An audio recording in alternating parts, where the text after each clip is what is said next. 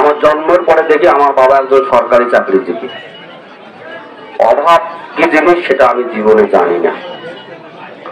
আমার বাপ দাদারা জমিদার ফ্যামিলির সন্তান, সেটা আপনারা জানেন।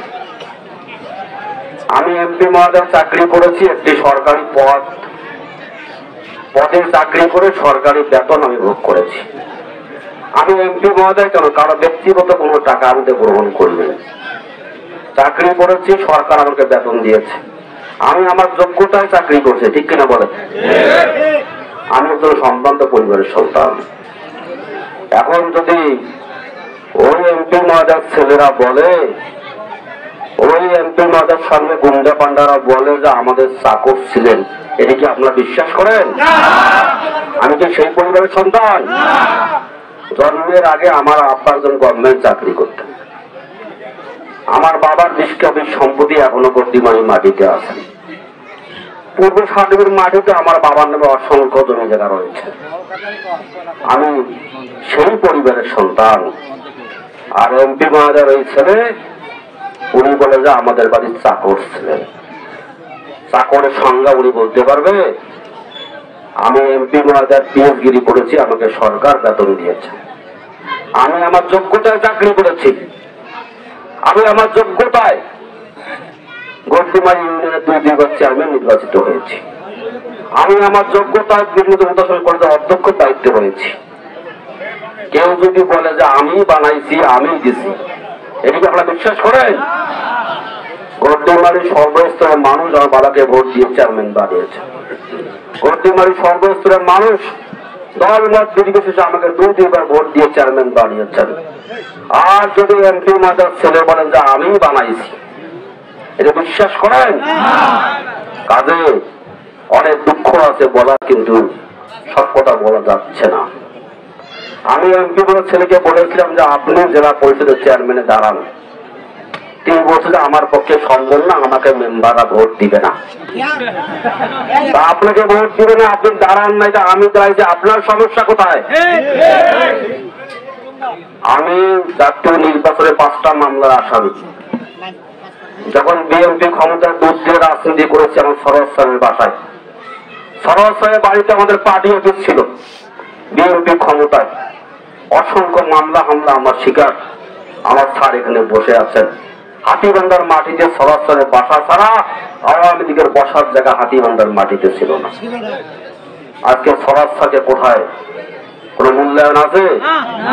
কাজেই শুধু সরোজ স্যার না, 74 দিনে আওয়ামী লীগের ছিলেন সভাপতি খাদিমুল বসির মুস্তফা, কোন জায়গা আছে? আওয়ামী লীগের সদস্য পত্র নাম নাই।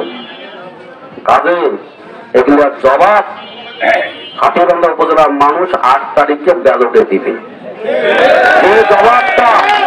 যে জবাবটা গত 3 তারিখে লালমনিরহাট জেলার জনপ্রতিনিধিরা ব্যালটের মাধ্যমে দিয়েছেন। ওনারা একজনের পক্ষ নিয়েছেন।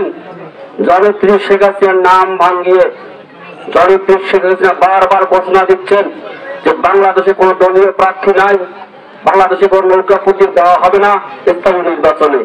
আর এনাদের মন গড়া প্রার্থীর নাম ঘোষণা করে শেখ হাসিনার নাম ভাঙাইতেছেন। তার জবাব 3 তারিখে পেয়েছেন, আর একটা জবাব ইনশাল্লাহ 8 তারিখে পাবেন। গদ্দিমারিবাসীর কাছে আমার শরীর বন্ধ অনুরোধ, আপনারা মারা গেলে আমি জানাজায় যাব, আমি মারা গেলে কিন্তু আপনারা জানাজায় আসবেন। আমি বাংলাদেশের যেখানে থাকি না কেন, যেখানে মারা যায় না কেন, লাশটা কিন্তু গদ্দিমারি মাটিতে আসবে। যে ডাক্তার আতিয়ার রহমানের মৃত্যু ঢাকায় হয়েছে, লাশ কিন্তু গদ্দিমারি মাটিতে কবর আপনারা দিয়েছেন। এই ডাক্তার আতিয়ার রহমান কিন্তু আপনাদের সেবা করতে গিয়ে করোনায় ঘর থেকে বাইরে ঈদের সময় ত্রাণ দিতে গিয়ে করোনা আক্রান্ত হয়েছে, নিজের জীবনকে বিসর্জন করেছে। আমিও সেই ডাক্তার আতিয়ার রহমান সন্তান। আপনাদের সেবা করতে গিয়ে নিজের জীবনে বিসর্জন দিতে আমার কোনো দ্বিধা নাই। আমি এর জন্য অনেক বড় শক্তির বিরুদ্ধে লড়াই সংগ্রামে নেমেছি, অনেক বড় শক্তির বিরুদ্ধে আমি ভোটে দাঁড়িয়েছি। আমাকে অনেক ভাবে আমাকে থামানোর চেষ্টা করেছিল, আমি থামি নাই। আমি বীর মুক্তিযোদ্ধার সন্তান। আমার বাপ মানুষের সেবা করার জন্য যে জীবন বিসর্জন দিতে পারে, আমিও দাঁড়িয়েছি। বাস্তব লড়বো, যা হয় হবে। যদি হতে পারি মানুষের সেবা করবো, হতে না পারলে জীবন যায়, কোনো দুঃখ নেই।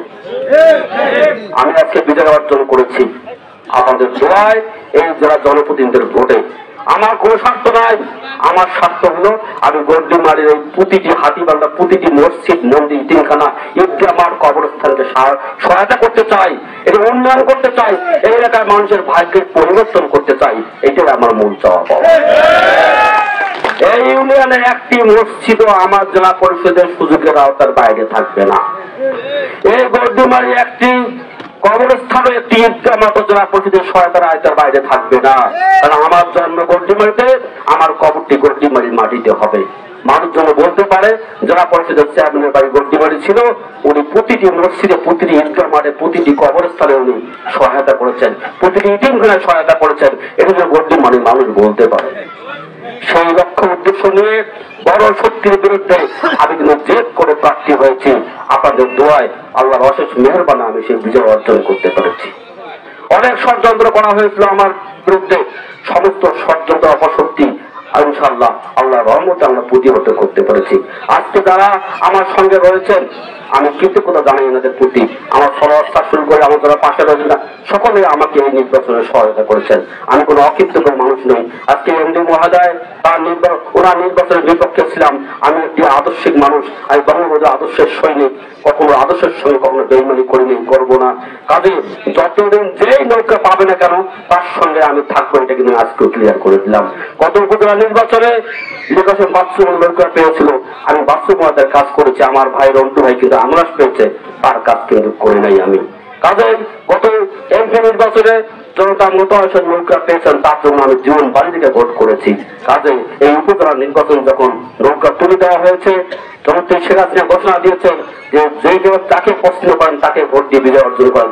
সেই জন্য আমার পছন্দের প্রার্থী, যেহেতু আমি জেলা পরিষদ চেয়ারম্যান হয়েছি, আমার কথা যে শুনবে, আমার কথা মতো যে উন্নয়নে সহায়তা করবে আমাকে, সেটি আমার প্রিয় প্রার্থী হচ্ছে মশিউর রহমান মামুন। মশিউর রহমান মামুনকে দিয়ে আমার জেলা পরিষদের মাধ্যমে এই হাতিবান্ধার আমি প্রতিটি জায়গায় উন্নয়ন করতে চাই। সেজন্য আমি মশিউর রহমান মামুনের জন্য আপনাদের কাছে ভোট প্রার্থনা করতেছি এবং দোয়া প্রার্থনা করতেছি। আমার লক্ষ্য উদ্দেশ্য একটাই, মশিউর রহমান মামুন বিজয় অর্জন করতে পারলে হাতিবান্ধা প্রতিটি জায়গায় উন্নয়ন হবে ইনশাআল্লাহ, যেটি ইতিপূর্বে সম্ভব হয়নি। গত নির্বাচনে মশিউর রহমান মামুন নৌকার বিরুদ্ধে ভোট করে ঘোড়া নিয়ে বিজয় হওয়ার কারণে রাজনৈতিক প্রতিবন্ধকতার শিকার হয়েছিল। ওই রাজনৈতিক প্রতিবন্ধকতার সঙ্গে আমিও জড়িত ছিলাম, অস্বীকার করার কিছু নাই।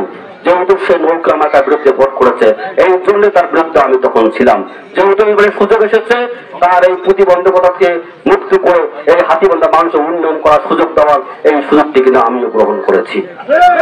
আমি উপস্থিতি আমি আপনাদেরকে যখন বক্তব্য দিব না, আসলে আপনাদের সঙ্গে আমার বক্তব্য মানায় না। আপনারা আমার অভিভাবক, আপনার আমার ভাই, আপনার আমার সবচেয়ে প্রিয় মানুষ, কাছের মানুষ। আমি আপনাদের সামনে বেড়ে ওঠা, আপনাদের সঙ্গে আমার রাজনৈতিক বক্তৃতা কেউ কিছুই মানায় না। কারণ সকলে আমার শ্রদ্ধেয় ব্যক্তি। শুধু একটি অনুরোধ করবো, শোনেন বন্ধু, অনুরোধ করবো, আমি আরম্ভ করছি দিক সামল, আমি একটু আপনাদের সেবা করতে চাই, আপনাদের বিপদে থাকতে চাই। আমার কথা একটু দয়া করে শুনবেন। 8 তারিখে গড্ডিমারির সকল মানুষকে আমি এই মামুনকে ভোট দেওয়ার অনুরোধ রাখছি।